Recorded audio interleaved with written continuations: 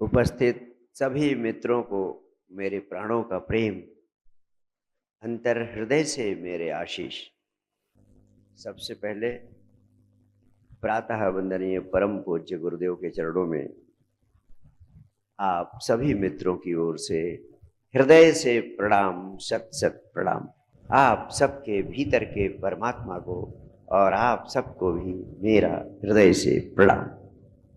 आप बहुत चमत्कृत हो जाते हैं, भाव से भर जाते हैं, कृतज्ञता से ओतप्रोत हो जाते हैं कि गुरुदेव आपके जीवन की समस्याओं को आपके सामने लिख देते हैं और उन समस्याओं का समाधान सुझा देते हैं और आप महसूस करते हैं कुछ अद्भुत शक्तियां गुरुदेव के भीतर हैं। मैं आपसे कहना चाहता हूं, हर व्यक्ति के भीतर अनंत शक्तियों का स्रोत है। उतना ही अनंत शक्तियां आपके भीतर अंतर्निहित हैं जितना मेरे भीतर, और हर मनुष्य के भीतर उतनी ही शक्तियां निहित हैं। अध्यात्म का एक ही उद्देश्य है और सद्गुरु का एक ही संकल्प होता है कि आपके भीतर छिपी हुई अनंत शक्तियों का अधिकतम उपयोग करने की कला आपको सिखा दे। वही कला मैं आपको सिखाना चाहता हूं। आप स्वयं अपनी अनंत शक्तियों में से अधिकतम का उपयोग करने में सक्षम हो सकते हैं। और आप तो बहुत भाग्यशाली, आपको पुकारा गया है, आपको बुलाया गया है, आपको चुना गया है, तब आप यहां बैठे हैं और आपकी बहुत संभावना है कि आप इस अवसर का उपयोग करें, चूके नहीं। और मैंने कहा, इस अवसर का उपयोग करने की एक ही विद्या है, एक ही कला है, एक ही विज्ञान है। यथासंभव अधिक से अधिक संबुद्ध सद्गुरु की उपस्थिति में उपलब्ध होने का संकल्प ले लें। जब आप मेरे समक्ष उपलब्ध होंगे तो मेरा काम जो मुझे करना है वो उसी क्षण शुरू हो जाता है जिस क्षण आप इस कैंपस में प्रवेश करते हैं। आपके प्रवेश करते ही आप पर काम शुरू हो जाता है। आप जितनी देर अपने इस आध्यात्मिक घर में रहें, खुले हृदय से रहें, समर्पण की भाव दशा में रहें, कृतज्ञता की भाव दशा में रहें, सारी दुनिया के बोझ, सारी दुनिया के जंजाल, सारे जीवन के कर्मों के भार सबको उतनी देर के लिए छोड़ दें। घंटे, 2 घंटे, 4 घंटे, जितनी देर अपने आध्यात्मिक घर में रहते हैं, ताकि आप थोड़ा जब हल्के रहेंगे, खाली रहेंगे, तब मुझे आपके ऊपर काम करने में बड़ी सुविधा, बड़ी सरलता, बड़ी सहजता होगी। कम से कम प्रयास में आपको अधिक से अधिक दे सकूंगा, कुछ आपके भीतर डाल सकूंगा, कुछ आपके भीतर आरोपित कर सकूंगा। कुछ बीज जो मुझे डालने हैं वे बड़ी सरलता से आपके भीतर प्रवेश कर जाएंगे और मेरी ऊर्जा ही आपके भीतर प्रवेश करती है।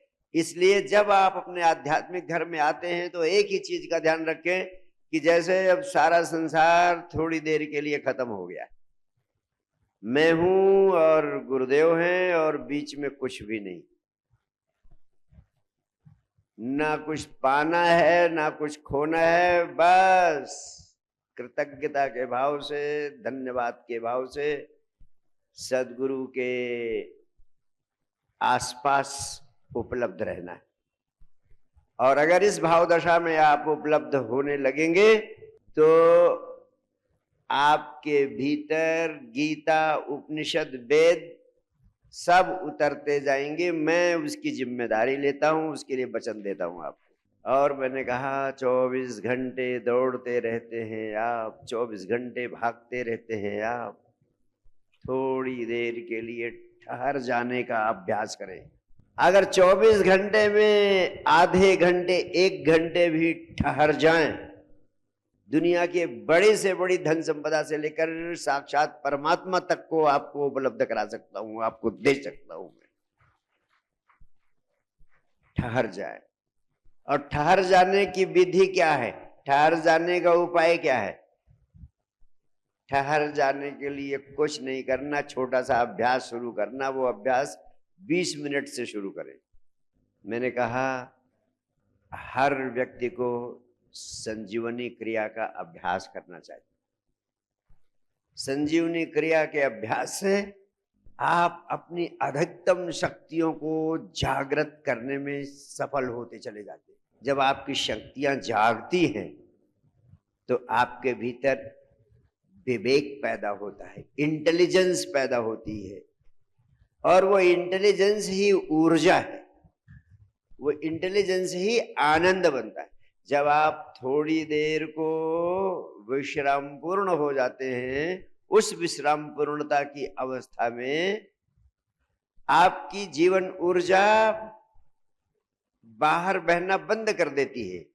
आपकी जीवन ऊर्जा अपने भीतर ही वर्तुलाकार गति में सक्रिय होने लगती है।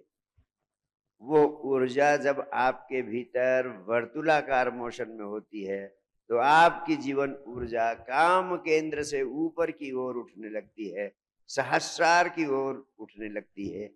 आपका मनोबल बढ़ने लगता है, आपका उत्साह बढ़ने लगता है, आपकी जीवंतता में कई गुना अभिवृद्धि होती है। आपको लगता है कि मैं किसी अदृश्य शक्ति से जुड़ता जा रहा हूं। और आपसे कहना चाहता हूं, कम से कम 20 मिनट संजीवनी क्रिया के नाम से हर व्यक्ति को जीवन ऊर्जा के संग्रह के विज्ञान का अभ्यास करना चाहिए। धर्म सिर्फ जीवन ऊर्जा के संग्रह का विज्ञान है। ऊर्जा 24 घंटे आपके भीतर से बाहर की तरफ भाग रही है। आंख, नाक, कान, सारी इंद्रियां आपकी ऊर्जा को बाहर फेंकती है। आप खाते हो, पीते हो, विश्राम करते हो, ऊर्जा इकट्ठा करते हो, लेकिन आप छेदों वाली बाल्टी हो। विभिन्न इंद्रियों से आपकी सारी ऊर्जाएं बाहर बह जाती हैं। रात जब आप बिस्तर पर जाते हो तो एकदम पिटे पिटाए, कुटे कुटाए, एकदम ऐसे जैसे फूटी ढोल ऐसे लेट जाते हो। तुम्हें ऊर्जा का संग्रह करने की कला सीखनी चाहिए। कम से कम 20 घंटे ऊर्जा को बाहर बहने से रोक दो तो धीरे धीरे धीरे धीरे तुम्हारे भीतर ऊर्जा का विराट भंडार इकट्ठा होना शुरू हो जाता है। जो ऊर्जा इकट्ठा होती है आपके भीतर, वही ऊर्जा इंटेलिजेंस बनती है, बुद्धिमत्ता बनती है, विवेक बनती है, आनंद बनती है। Energy is delight. ऊर्जा ही आनंद है। आनंद मनोरंजन के साधनों का उपयोग करने से नहीं मिलता। आनंद मिलता है जब आपके भीतर ऊर्जा इकट्ठा होती। तो आप कभी ना भूलें 2 बातें। एक, अधिक से अधिक समर्पण भाव से सदगुरु के सानिध्य में उपलब्ध होने की कला सीखनी है, अभ्यास करना है। 4 घंटे यहां हो तो 4 घंटे समर्पण की भाव दशा में रहो। हो सकता है उन 4 घंटों में आपको इतनी संपदा मिल जाए जो लोगों को 40 साल में भी नहीं मिलती। जितनी इंटेंसिटी से आप समर्पण भाव की भाव दशा में अपने आध्यात्मिक घर में रहेंगे, उतना तेजी से सदगुरु की ऊर्जा आप पीने लगते हैं, पाने लगते हैं, आत्मसात करने लगते हैं। और इसमें सदगुरु की ऊर्जा कम नहीं होती है, ऐसा मत समझो। क्योंकि सदगुरु ऐसा ही व्यक्ति है जो इस विराट अस्तित्व की ऊर्जा से संबंध स्थापित कर चुका है। जब आप उससे जुड़ जाते हो तो इस अस्तित्व की विराट ऊर्जा सदगुरु के माध्यम से आपके भीतर भरती जाती है। और जितना ही ऊर्जा को पीने वाले, आत्मसात करने वाले लोग होते हैं, उतना ही अधिक ऊर्जा अस्तित्व से, सदगुरु के माध्यम से प्रवाहित होने लगती है। हमेशा याद रखना, किसी कुएं में जब पानी के स्रोत फूट पड़ते हैं भीतर से, तो कहते हैं पानी निकालते जाओ। तो जितना ही पानी कुएं से बाहर निकालते हैं, उतना ही और अधिक ताजा पानी उन ऊर्जा के स्रोतों से कुएं में भरता जाता है तेजी से। तो इसीलिए सदगुरु को हमेशा तलाश रहती है कि ऐसे प्यासे शिष्य मिले जो ऊर्जा को आत्मसात करने के लिए, ऊर्जा को ग्रहण करने के लिए प्यासे हों, ग्रहणशील हों, ताकि ताजी ऊर्जा के स्रोत, ताजी ऊर्जा के झरने और अधिक फूट पड़े और अस्तित्व की विराट ऊर्जा इस संसार में प्यासे लोगों के माध्यम से इस संसार में फैले, और वही ऊर्जा आनंद का माध्यम बनती है। अब अध्यात्म का विज्ञान बहुत विकसित हो गया है। अब आध्यात्मिक उपलब्धि के लिए 25-50 साल साधना करने की जरूरत नहीं है। इस विज्ञान का उपयोग करके जो काम पहले सदियों में होता था, वो काम अब 4-6 महीने में, साल 2 साल में पूरा हो सकता है, अगर आपके भीतर गहरी प्यास और गहरा संकल्प है तो। एक बात। दूसरी बात, आज ये संकल्प लेकर उठना यहां से कि 24 घंटे में कम से कम 20 मिनट संजीवनी क्रिया के माध्यम से या माइंड पावर मेडिटेशन के माध्यम से आपको विश्राम पूर्ण अवस्था में होना है।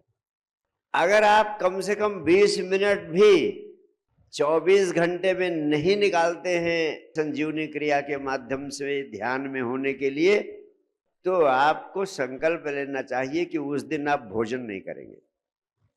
ध्यान नहीं तो भोजन नहीं, ये संकल्प आपको ले ही लेना है। और जो व्यक्ति ये संकल्प ले लेगा, भोजन नहीं करेगा अगर 20 मिनट संजीवनी क्रिया नहीं करेगा, जो व्यक्ति ये संकल्प ले लेगा, उसके सारे काम उसकी अपेक्षा अनुसार कराते रहने का संकल्प मैं लेता हूं, उसके लिए वचन देता हूं उसके लिए।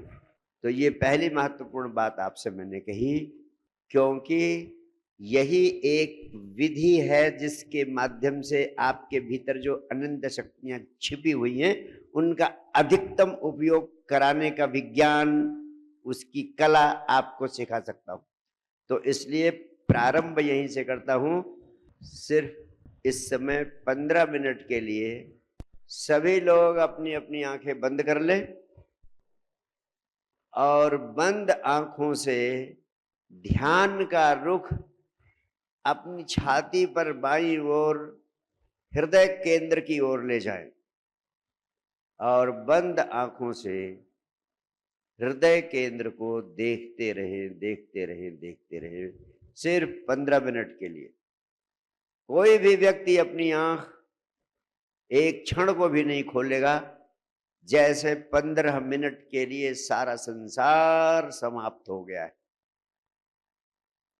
बंद आंखों से ध्यान का हल्का सा रुख हृदय की ओर, बस हृदय की तरफ देखते रहना है। खोजना नहीं है कि हृदय कहाँ है, बस ध्यान का रुख हल्का सा छाती पर बाईं तरफ हो जाए। हृदय में मैग्नेटिक फोर्स है, चुंबकीय शक्ति है, जो अटेंशन को, ध्यान को अपनी ओर खींच लेती है। तो बंद आंखों से हृदय केंद्र को देखते रहे, देखते रहे, देखते रहे। अगर बीच में चित्त इधर उधर चला जाए तो पछताना नहीं है, जब याद आ जाए तो तुरंत हृदय पर आ जाओ। अगले 15 मिनट तक बंद आंखों से ध्यान का रुख हृदय की ओर कर ले। आप हृदय की तरफ देखते रहे। मैं अपनी जीवन ऊर्जा का संप्रेषण, ट्रांसमिशन ऑफ एनर्जी आप के हृदय की तरफ सुनिश्चित करता रहूंगा। इस बीच ब्यूटीफुल, बहुत ही सुंदर। आहिस्ता आहिस्ता अपनी आंखें खोलें। बड़े मन से, पूरे प्राणों से आपने ध्यान की दिशा में सक्रिय होने का प्रयास किया। मेरी आकांक्षा है कि हर रोज आप कम से कम आधे घंटे ध्यान के नाम पर, स्वयं की आत्मा के नाम पर, अपने जीवन के नाम पर, सदगुरु के नाम पर देने का निर्णय ले ले। आधे घंटे। और कोई भी व्यक्ति इतना गरीब नहीं है कि अपने जीवन के आधे घंटे स्वयं की आत्मा के लिए नहीं दे सकता है। और जब मैंने आपको वचन दे दिया है कि आप आधे घंटे दो अपनी आत्मा के लिए, मैं तुम्हें परमात्मा तक दे दूंगा। धन संपदा तो छोटी चीजें हैं, मैं साक्षात परमात्मा तक दे दूंगा। और परमात्मा का मतलब हंसता हुआ, आनंद से भरा हुआ जीवन, ऐसा जीवन जिसमें आनंद कभी भंग ही ना हो। वही जिसे भगवान कृष्ण कहते हैं सुखे दुखे समो भूत्वा लाभा लाभो जया जेव, जो हमेशा आनंद से भरा हुआ ही जीता है। किसी मित्र ने पूछा है कि गुरुदेव, पिछले जन्म के कर्मों का फल तो भोगना ही पड़ेगा, तो जो जो बुरे कर्म पिछले जन्मों में हुए हैं उनका फल अगर इस जन्म में भोगना है ही, तो इस जीवन में पूरी तरह आनंदित कैसे हुआ जा सकता है? इस जीवन में पूरी तरह दुखों से मुक्त कैसे हुआ जा सकता है? फिर इन सब साधनाओं को करने का लाभ ही क्या है? और कोई भी ऐसा नहीं है जिसके मन में ये प्रश्न नहीं उठता है। कितने लोगों के मन में ये प्रश्न उठता है? हाथ उठाएं। इस प्रश्न का उठना स्वाभाविक। इसलिए मैं आज कर्म फल के नियम से संबंध में कुछ महत्वपूर्ण बातें आपसे कर लेना चाहता हूं। पहली बात, अतीत में, भूतकाल में, चाहे इस जन्म में चाहे पिछले जन्म में, जो भी आपने किया है उसके करने का परिणाम तो आता है, वो आएगा। यानी आपका अतीत आपके वर्तमान को प्रभावित करेगा, संचालित करेगा। और यही नहीं, जैसा जैसा आप जन्मों जन्मों से करते आ रहे हैं और जैसा जैसा आप जब से पैदा हुए हैं तब से कर रहे हैं, वो सब आपके वर्तमान जीवन को ऐसे प्रभावित करता है कि वैसा ही करते रहने का एक पैटर्न बन जाता है, एक ढांचा बन जाता है, एक आदत बन जाती है। उसी को कहते हैं कि वैसा ही एक चरित्र बन जाता है। आप जैसे जैसे करते रहे हैं अब तक, वैसे वैसे ही कर्मों को दोहराते चले जाते हैं। तो आपका पूरा जीवन कुछ विशेष ढांचे में संचालित होता रहता है, पुनरपि जननम पुनरपि मरणम। और उसी प्रक्रिया में आप एक रोबोट की तरह यंत्रवत अपना जीवन जीते चले जाते हैं। अगर ऐसा ही जीवन रहता है आपका, तो आप वास्तव में पिछले जन्म और इस जन्म के पिछले कर्मों के बंधन से मुक्त नहीं हो पाएंगे। वे कर्म आपको धक्का देते रहेंगे, आपको प्रभावित करेंगे और वैसा वैसा ही आप करने को और वैसा वैसा ही आप झेलने को विवश हो जाएंगे। लेकिन यहीं पर समझ की बहुत बड़ी आवश्यकता है।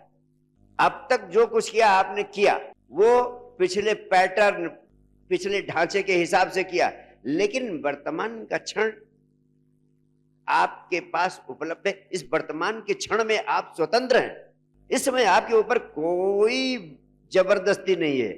पुराने कर्मों का पैटर्न आपको धक्के जरूर देगा कि वैसा ही करो, लेकिन अगर आप होश पूर्ण हो जाते हैं और होश पूर्वक एक विशेष ढंग से कर्म करते हैं, तो पिछले कर्म करने की जो आदत है, जो पैटर्न है, वो आपको धक्के नहीं दे पाएगा। आपका होश और एक विशेष ढंग से कर्म करने का निर्णय आपको उस धक्के से बाहर कर देगा, उस ढांचे से बाहर कर देगा, उस पैटर्न से बाहर कर देगा। और अगर आप ऐसा नहीं कर सके, यानी होश पूर्वक वर्तमान के क्षण में कर्म करने का निर्णय नहीं ले सके, तब वही पुराना धक्का आपके ऊपर सक्रिय रहेगा और आप रोबोट की तरह यंत्रवत हो जाएंगे, जैसे कि सारी मनुष्यता हो गई है। आप में और सामान्य लोगों में कुछ फर्क आ जाना चाहिए।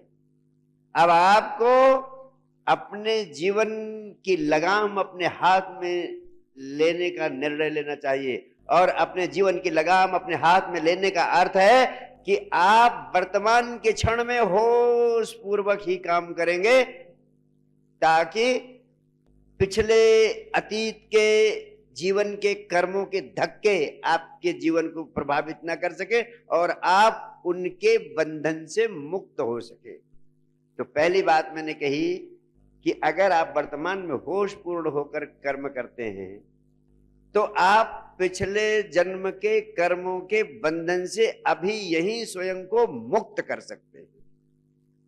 और ये बहुत बड़ी शक्ति आपके पास है, और इस शक्ति को प्रयोग करने के लिए आपके पास जो होश की शक्ति है, कॉन्शसनेस की शक्ति है, चेतना की शक्ति है, इसका उपयोग करना पड़ेगा। इसीलिए मैं कहता हूं धर्म समझ की क्रांति है कि आप इस बात को समझ लो और होश पूर्वक कर्मों को करने का निर्णय करो। ये कर्म फल का सिद्धांत जो अब तक चला आ रहा है, जो कहते हैं कि पिछले जीवन के कर्मों का फल भोगना ही पड़ेगा, ये पिछले जीवन के कर्मों का फल भोगना पड़ेगा, उन्हीं को भोगना पड़ता है जो बेहोशी में जीते हैं, जो होश पूर्ण हो जाते हैं कि हम अपने विवेक से वर्तमान क्षण की आवश्यकता के अनुरूप कर्म करेंगे, और बेहोशी में यंत्रवत रोबोट की तरह कर्म नहीं करेंगे। जैसे किसी ने आपको गाली दे दी, तुरंत आपके भीतर से रिएक्शन होता है और आप उससे 2 गुना वजनदार गाली दे देते।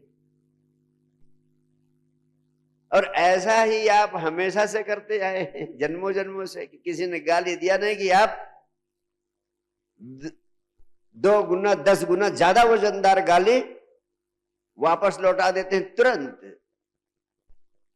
जैसे आपको पता ही नहीं चलता, और आप गाली 10 गुना ज्यादा वजनदार लौट जाती है। ये क्या हुआ? ये बेहोशी का कृत्य हुआ। और कोई गाली देता है, आप उस समय उसका उत्तर ना देने का निर्णय ले ले कि मैं अब हमेशा गाली देता, अब नहीं देता हूं, और इतना ही निर्णय ले लो कि मैं 24 घंटे बाद जो निर्णय होगा वैसा करूंगा। तो 24 घंटे बाद 100% आप उसको गाली नहीं देंगे, ये पक्का है, और कुछ भी करेंगे गाली नहीं देंगे उसे। इसका मतलब आपने अपने जीवन की लगाम अपने हाथ में लेने का निर्णय ले लिया है, और अब आप गुलाम नहीं है दूसरों के। अगर आप ऐसे छोटे छोटे निर्णय ले लेते हैं और होशपूर्ण होने की कला सीख लेते हैं, तो आप धीरे धीरे अपने जीवन के मालिक बन जाते हैं, स्वामी बन जाते हैं। You become the master of your life. उन्हीं को हम स्वामी कहते हैं। इसीलिए हमने उन लोगों के नाम के आगे स्वामी शब्द का प्रयोग किया जो अपने जीवन की लगाम अपने हाथों में लेने में सक्षम हो गए थे। जैसे हम कहते हैं स्वामी सुदर्शनाचार्य जी महाराज, यानी वो स्वामी, वो अपने जीवन के मालिक है। वो रोबोट नहीं है, वो यंत्र नहीं है, वो पिछले पैटर्न के, पिछले जीवन या भूतकाल के जीवन के कर्मों के ढर्रे के मोहताज नहीं है।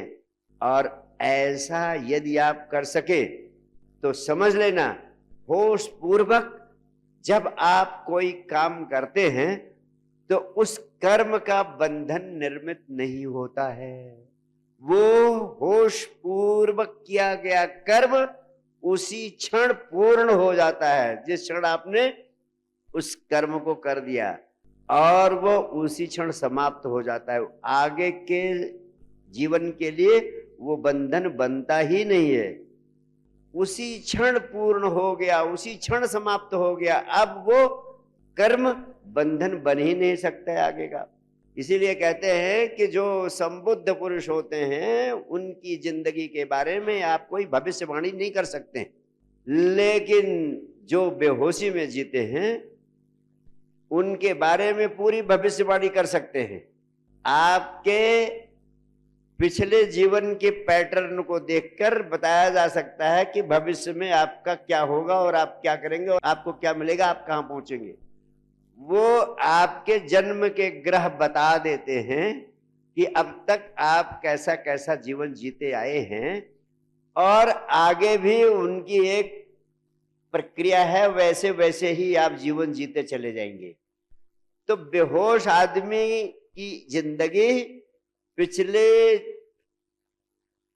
कर्मों के आधार पर आधारित होती है, और जन्म के ग्रह उसकी सूचना देते हैं कि अब तक वो कैसे जीता रहा है और अब वो आगे कैसे जिएगा।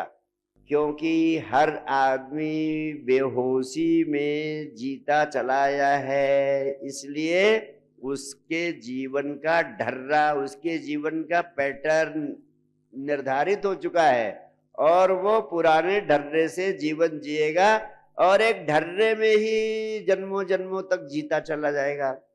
आप चाहे तो ये कर्म के बंधन जो आप इतने जन्मों से बनाए हुए हैं, इनको तोड़कर इनसे बाहर आ सकते। ये वैज्ञानिक नियम है कि जैसा आप करेंगे उसके वैसे ही परिणाम होंगे। जो बोएंगे बीज वही काटेंगे फसल। बीज बोएंगे आम के तो फसल मिलेगी आम की, बीज बोएंगे नीम के तो आम की फसल नहीं मिल सकती है। आप अब तक जो कुछ भी जीवन जिया आपने, उससे complete break from the past can be achieved in this very life, in at this very moment। अगर आप जागकर जीने का संकल्प ले ले। जो व्यक्ति बेहोशी में जीता है उसी पे कर्म बंधन के नियम लागू होते हैं, और जो बेहोशी में जीते हैं वे कर्म करते ही नहीं, वो हमेशा प्रतिकर्म करते हैं। क्या करते हैं? They never act, they only react। React का अर्थ होता है कि उसके जीवन की बटन दूसरे के हाथ में होती है। एक आदमी ने आपको गाली दे दी तो आपकी बटन दबा दी, अब आप फिर उस गाली का जवाब और जोरदार गाली से दे देंगे। आप किसी व्यक्ति को घृणा करते हैं, दूसरा व्यक्ति आपसे घृणा करता है। किसी व्यक्ति ने आपकी प्रशंसा कर दी, अब आपका बटन दबा दिया उसने, अब आप फूल के गुब्बारा हो जाते हैं और उसकी प्रशंसा भी करने लगते हैं। लेकिन अगर आप रिएक्ट करने से स्वयं को रोक ले और अपने विवेक से कर्म करने का निर्णय ले, तो निश्चित समझिएगा आप पिछले जन्मों के कर्मों के बंधन से स्वयं को मुक्त कर लेते हैं। इसीलिए कहते हैं साक्षी भाव में जीना। साक्षी भाव में जीने वाला आदमी कभी रिएक्ट नहीं करता। वो कहता है कि मैं तो सिर्फ सीयर हूं, मैं तो सिर्फ साक्षी हूं, मैं तो सिर्फ देखने वाला हूं, मैं नॉन जजमेंटल हूं। तो be an observer your life without judgement. चीजों को देखो, निर्णय मत करो। बहुत बड़ी क्रांति, बहुत बड़ा विस्फोट आपके जीवन में होगा। और चौथी महत्वपूर्ण बात आपसे कहता हूं, कर्म का नियम इस सिद्धांत पर आधारित है कि अपने जीवन की सभी घटनाओं के लिए आप स्वयं उत्तरदायी हैं। कोई दूसरा व्यक्ति आपकी जीवन की घटनाओं के लिए उत्तरदायी नहीं है।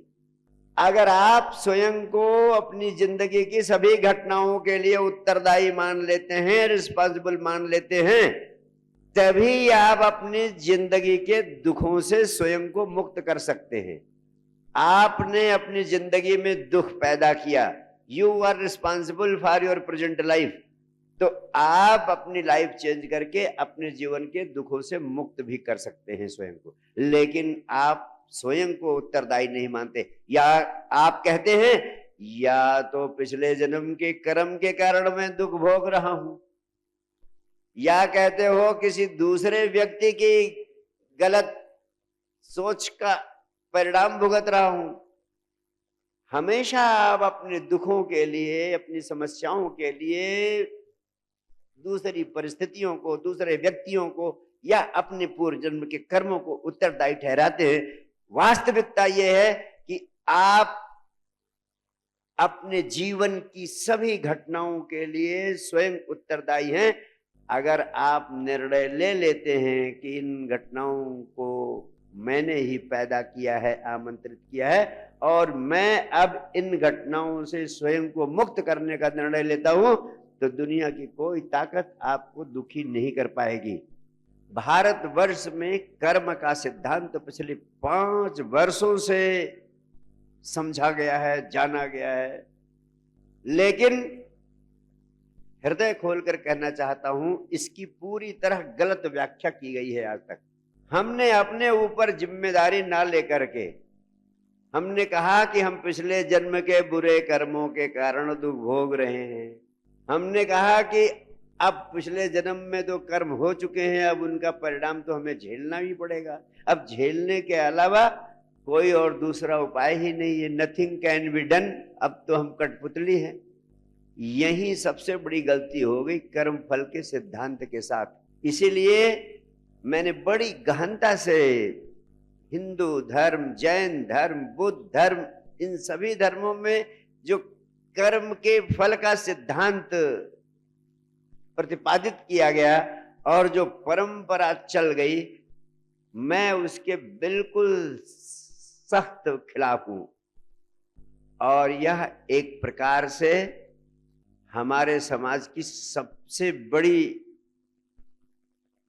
कमजोरी रही है कि हम समाज में वर्तमान व्यवस्था को बनाए रखने के लिए कर्म फल के सिद्धांत का प्रयोग करते रहे। जो गरीब हैं उनको हम समझाते रहे कि अब दुखी होने की कोई जरूरत नहीं है, तुमने पिछले जन्म में बुरे कर्म किए हैं, अब उनका फल तो तुम्हें भोगना पड़ेगा, इसलिए तुम इन्हें भोगो। अगले जन्म में, इस जन्म में अच्छे अच्छे काम करो और पिछले जन्म के कर्मों को भोगने का साहस करो। अगले जन्म में तुम्हें अच्छे फल मिल जाएंगे, और इस जन्म में तो अब कोई उपाय है ही नहीं। जब उनको यह समझाया गया तो वो सोचने को विवश हो गए कि कुछ किया नहीं जा सकता। वो इस बात को नहीं समझ पाए कि उनकी गरीबी का कारण ये भी है, अन्य तमाम कारण हो सकते हैं। जैसे जो धनी वर्ग है वो उनका शोषण कर रहा है और उनके शोषण का शिकार हो गए हैं। वो गरीब वर्ग के लोग उस शोषण के खिलाफ कोई बगावत न कर पाए, चाहे वो पुजारी वर्ग रहा हो, चाहे वो धनी लोगों का वर्ग रहा हो, चाहे वो सत्ता में रहने वाले राजनीतिक लोगों का बल रहा हो। मनी, पावर, प्रेस्टीज वाले सारे लोग, उन्होंने इस नियम को बहुत प्रचारित किया क्योंकि उनकी संख्या थी 1%, बाकी सब लोग थे 99%। तो 99% लोगों को गुलाम बनाए रखने के लिए ये धर्म का सिद्धांत भली भांति समझा दिया गया कि पिछले जन्म के कर्मों का फल भोगो और आनंद से भोगो, मजे से भोगो, गरीबी में भोगो और अच्छे अच्छे कर्म करो। यानी मंदिर में जाओ, कुछ प्रसाद चढ़ाओ, कुछ दान दक्षिणा दो जो बचा हो घर में, और बाकी इस जन्म में तो नहीं, अगले जन्म में तुम्हें सब मिल जाएगा। यही सबसे बड़ी नासमझी है जो कर्मफल के सिद्धांत की साथ हुई। यह मनी पावर प्रेस्टीज से संपन्न लोगों ने अपने को सुरक्षित रखने के लिए, ताकि उनके खिलाफ कोई विद्रोह या बगावत बड़े पैमाने पर ना हो सके, इस नियम को 5000 साल तक पाले रखा, अभी भी चल रहा है। हमें चाहिए जागरूकता, हमें होश पूर्वक जीने वाले लोग चाहिए जो इस नियम के मर्म को समझें और ना तो स्वयं को शिकार होने दें और ना किसी प्रकार के शोषण को समाज में जारी रखने में सहयोगी बने। अगर जनसंख्या का विस्फोट रोका जाए, अमीरों द्वारा गरीबों का शोषण रोका जाए और ऐसे तमाम सारे कामों पर ध्यान दिया जाए, तो आज उन गरीब लोगों को भी वह सुविधाएं मिल सकती हैं जो पुराने जमाने में बड़े बड़े राजाओं महाराजाओं को नहीं मिलती थी। सबको एसी कार बंगला मिल सकता है, सबकी संभावना है। तुम पिछले जन्म के कर्मों के फल के कारण दुख नहीं भोग रहे हो, अपनी नासमझी के कारण दुख भोग रहे हो। जाग जाओ, होशपूर्ण हो जाओ, और ध्यान ही एक माध्यम है जो तुम्हारे भीतर जागरण पैदा करेगा, होश पैदा करेगा, आपके विवेक को जगाएगा और आपके भीतर इंटेलिजेंस पैदा होगी, बुद्धिमत्ता पैदा होगी। उस ध्यान से ही जो बुद्धिमत्ता आएगी वही आपके जीवन को होशपूर्ण बनाएगी और पिछले जन्म के कर्मों के बंधन से आपको मुक्त कर देगी। और एक बात ये भी ध्यान रखना कि कर्म फल का नियम कोई दंड और पुरस्कार का नियम नहीं है कि अच्छा कर्म करोगे तो अगले जन्म में आपको पुरस्कार मिलेगा, बुरा कर्म करोगे तो अगले जन्म में नरक में सड़ोगे। ऐसी कोई व्यवस्था नहीं। जो कर्म तुम आज करते हो उसका फल आज अभी यही मिल जाता है, इसी जीवन में मिल जाता है, या कभी कभी थोड़ा सा अंतराल हो सकता है कि 4-6 महीने बाद, 8 महीने बाद मिले बस, लेकिन मिल जाता है इसी जन्म में, इसी जीवन में। जैसे क्रोध करना एक बुरा कर्म है। जिस क्षण आप क्रोध की अग्नि में स्वयं को डाल देते हैं तो उस बुरे कर्म का फल उसी समय तो मिल जाता है। उसी समय आप एक गहन पीड़ा के नरक में स्वयं को डाल देते हैं। जो क्रोध का नरक है वो तुम्हारे जीवन में उसी समय प्रकट हो जाता है। ऐसे आप किसी के प्रति प्रेम पूर्ण हो जाते हो, प्रेम भरी निगाहों से देखते हो, प्रेम भरी दृष्टि से उसका सहयोग कर देते हो, तो उस प्रेम भरी दृष्टि से उसका सहयोग करने में आपको एक आनंद की झलक मिल जाती है। यस और नो? तो जब आप बुरा कर्म करते हैं तो बुरे कर्म को करते समय उसी समय आपको दंड मिल जाता है, और अच्छा कर्म करते हो तो एक सुख की, आनंद की पुलक आपको घेर लेती है और वो पुलक पुरस्कार बन जाती है उसी क्षण। अगले जन्म की प्रतीक्षा करने की बात ही अर्थहीन है। महर्षि पतंजलि कहते हैं कि आप जिंदगी में जो कुछ कर्म करते हैं वह सिर्फ स्वप्न में किए हुए कर्मों के जैसे हैं, और जो कुछ आपका जीवन है वो सिर्फ एक नाटक है। लेकिन आप मूर्छा में हैं, बेहोशी में हैं, इसलिए आपको लगता है ये सब असल में हो रहा है। जैसे सपने में लगता है कि सब असली है, वैसे जागते हुए भी आप इतना बेहोशी में जी रहे हो कि आपको लगता है ये सब असली है। इसीलिए मान अपमान, हानि लाभ सब आपको बहुत सीरियस घटना लगती है, बहुत तोड़ देती है आपको, या बहुत फुला के कुप्पा कर देती है। लेकिन जो जागे हुए लोग हैं, तुम तो सोए हुए लोग हो, जो जागे हुए लोग हैं, जो पतंजलि जैसे लोग हैं, वो कहते हैं ये तो सपना है तुम्हारा चल रहा है, जो तुम हानि लाभ यश अपयश इन चीजों को गंभीरता से लेते हो, सीरियस। जो जितना सोया है उतना ही गंभीरता से लेता है।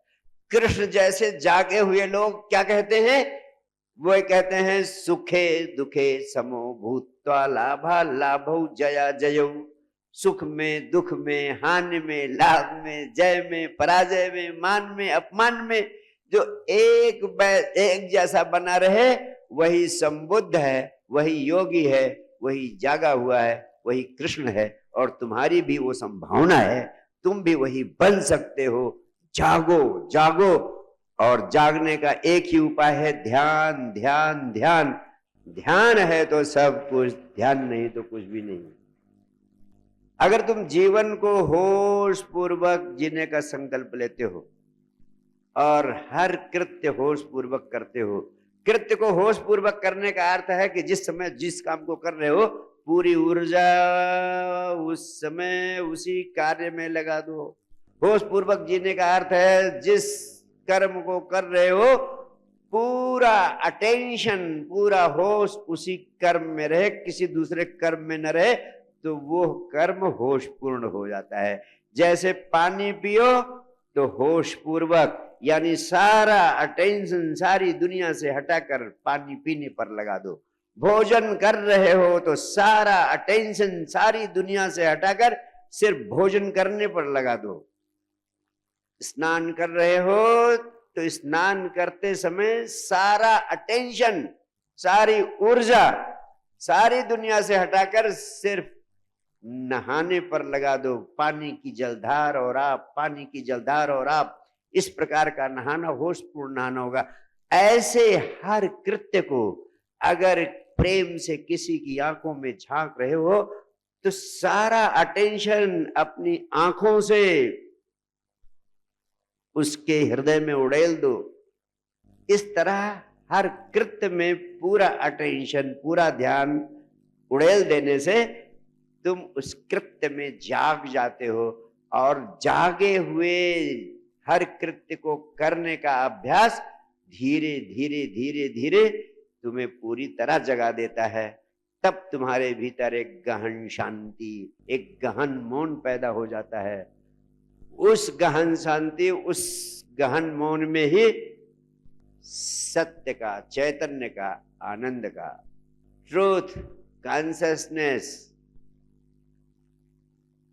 ब्लिस, सत्यम शिवम सुंदरम, उसी गहन मौन अवस्था में अपने आप प्रकट होते हैं और तुम सच्चिदानंद बन जाते हो। वही तुम्हारी संभावना है, उसी के लिए तुम्हें आमंत्रित करता हूं।